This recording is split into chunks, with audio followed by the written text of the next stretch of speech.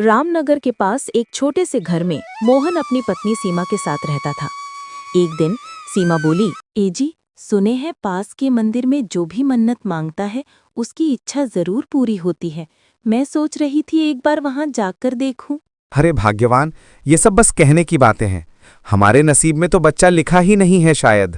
एजी, ऐसा मत कहिए, एक बार चलिए ना, शायद भगवान हमारी भी झोली भर दे। ठीक है भाग्यवान, तुम कह रही हो तो चलो, एक बार चल लेते। दोनों मंदिर की ओर निकले। वहां पहुंचकर भगवान के सामने हाथ जोड़े और मन से संतान की कामना की। मंदिर का पुजारी उसके पास आकर बोलता है, अरे भाई साहब, ऐसे ही खड़े रहोगे या पूजा भी करोगे भाई? हाँ बाबा, आप ही मेरे नाम का पूजा कर दीजिए।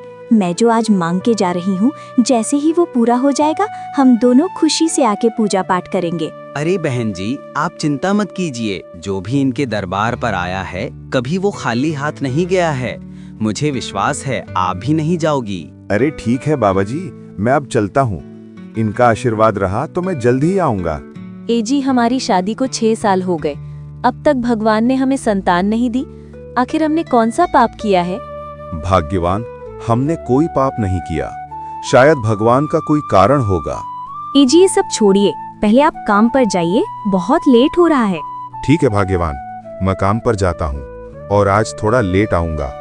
कल का काम भी बाकी रह गया है, आज बचा हुआ भी काम करके आऊंगा।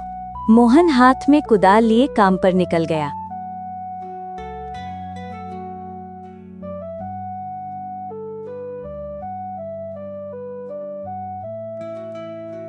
रास्ते में उसका दोस्त रामू मिला। अरे भाई, काम पर जाने के टाइम तुम इधर बैठे हो? लगता है आज काम पर नहीं जाओगे। भैया आज थोड़ी देर हो गई, बेटा बीमार है, डॉक्टर के पास ले जाना है। चिंता मत कर भाई, शाम को काम के बाद चलेंगे।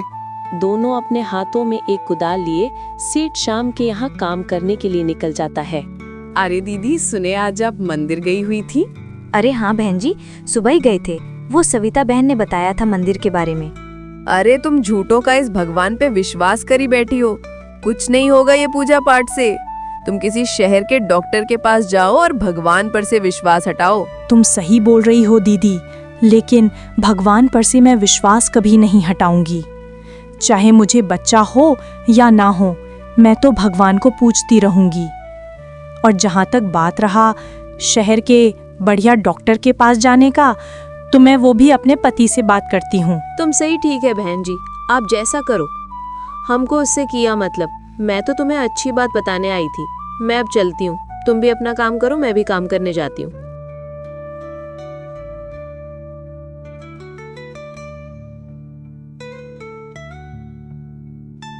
इधर दोनों सेठ श्यामलाल के खेत पर पहुंचे।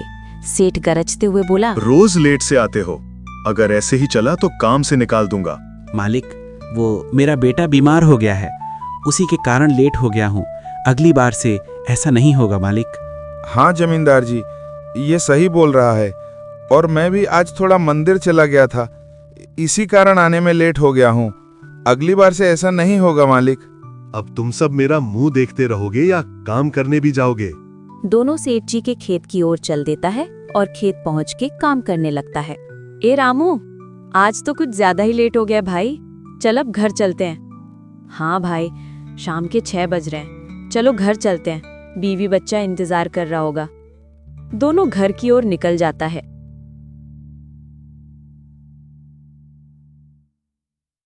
रामू घर पहुंचा तो उसका बेटा बेसुध पड़ा था। बीबी रोती हुई बोली, ए जी, जल्दी चलिए ना, देखिए बेटा आंख तक नहीं खोल रहा है। अरे भाग्यवान, तुम घबराओ नहीं, मैं अभी से डॉक्टर के पास लेकर जाता हूँ। रामू अपने साथ अपने बेटे को हॉस्पिटल लेकर चला जाता है।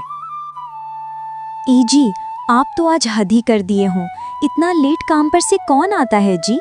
अरे मैंने तो सुबह ही बता दिया था ना, आज थोड़ा लेट घर आऊंगा। ठीक है जी, आप पहले जाके पैर मुंह धो के आइए और चलिए खाना खाते हैं, नहीं तो ठंडा हो जाएगा खाना। मोहन खाना खा के सोने चला जाता है। लेकिन इधर रामू अस्पताल के बाहर बैठ सोच रहा था, हे महादेव, आप मेरे साथ इतना अन्याय क्यों कर रहे हो? आखिर मैंने किसी का क्या बिगाड़ा है जो आज आप मेरे बेटे को इस हाल में कर दिए हो? ए जी, मेरा बेटा ठीक तो हो जाएगा ना? मुझे बहुत डर लग रहा है। अरे हाँ भाग्यवान, मेरा बेटा जरूर ठीक हो जाएगा। मैं सबका भला हमेशा चाहता हूँ।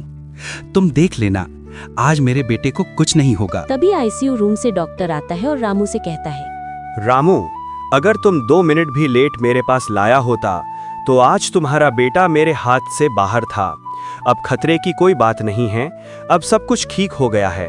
अब आप जाके बात कर सकते हो। देखा भाग्यवान, मैंने कहा था ना मेरे बेटे को कुछ नहीं होगा। रामू अपने बेटा और पत्नी के साथ घर की ओर निकल जाता है। थोड़ी ही देर के बाद पहुंच जाता है। तुम अभी तक सो रही हो? देखो, सूरज सर पर आ गया है और तुम सो रही हो। ईजी, आज मेरा तबीयत ठीक नहीं लग रहा है, मैं आज कुछ नहीं कर पाऊंगी। ठीक है भाग्यवान, जब थोड़ा तबीयत ठीक हो जाएगा तभी घर का काम करना। मैं जा रहा हूँ काम करने। मोहन अपने हाथों में कुदाल लिए काम करने निकल जाता है और रास्ते में ही रामू मिल जाता है। अरे भाई, आज बड़ा मायूस दिख रहे हो। लगता है बीवी से डांट पड़ी है। अरे नहीं मोहन भाई, कल रात ही सोनू को डॉक्टर के पास ले गया था, उसी का टेंशन में हूँ भाई। डॉक्टर साहब का 9,000 उधारी आ गया है और आज ही जमा करना है। पता नहीं जमींदार जी देगा कि नहीं। अरे भाई, जमींदार जी देगा क्यों नहीं? चल पहले जमींदार जी के घर रुपया मांगते हैं। दोनों खेत के बजाय श्यामलाल के घर की ओर चल देता है। जमींदार जी, मुझे 10,000 रुपए चाहिए था, वो भी अभी के अभी। अरे रामू, शाम को काम करके आएगा तो रुपया ले लेना और घर चले जाना। इतने में गांव का एक लड़का दौड़ता हुआ आया। मोहन भैया, भाभी की तबीयत बहुत खराब है, जल्दी चलिए। मोहन दौड़कर घर पहुंचा। सीमा पेट दर्द से तड़प रही थी। जी, बहुत दर्द हो रहा है, लगता है मर जाऊंगी आज। भाग्यवान, घबराओ मत, मैं डॉक्टर को बुलाता हूँ।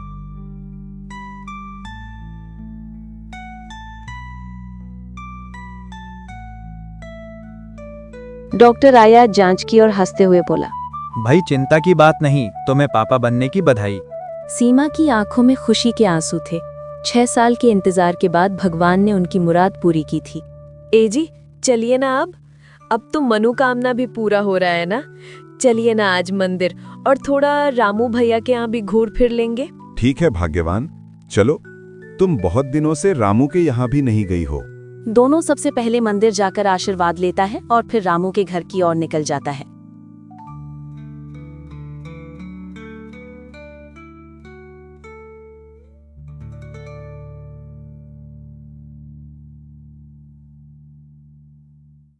कुछ महीनों बाद सीमा ने एक प्यारी सी बेटी को जन्म दिया। दोनों ने उसका नाम रुचि रखा। घर में खुशियों की लहर दौड़ गई। मोहन डेली काम करने जमींदार के यहाँ जाता और आता।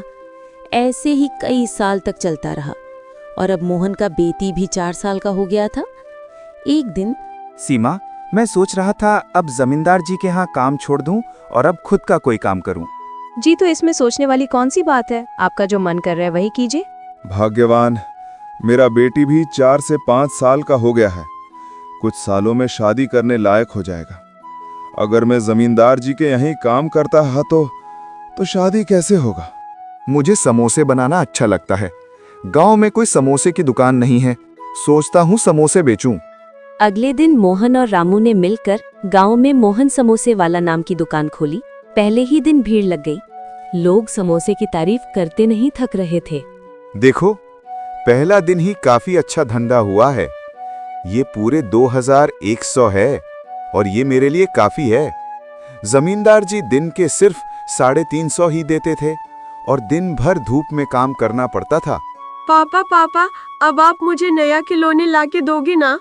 हाँ मेरी गुड़िया, जरूर लाऊंगा। हे जी, बात ही करिएगा कि खाना भी खाइएगा। पहले आप जाके फ्रेश होके टेबल पर आइए और खाना खा लीजिए। खाना ठंडा होते जा रहा है।